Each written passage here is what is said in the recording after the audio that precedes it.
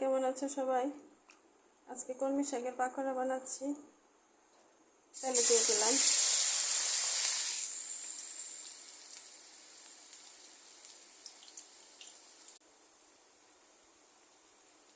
পাকোড়াটা বন্ধুরা উল্টিয়ে দিচ্ছি।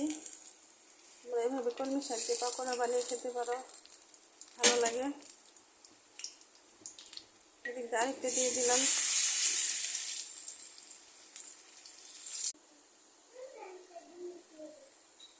বন্ধুরা পাকোড়াগুলো দেখো কি সুন্দর হয়ে গেছে।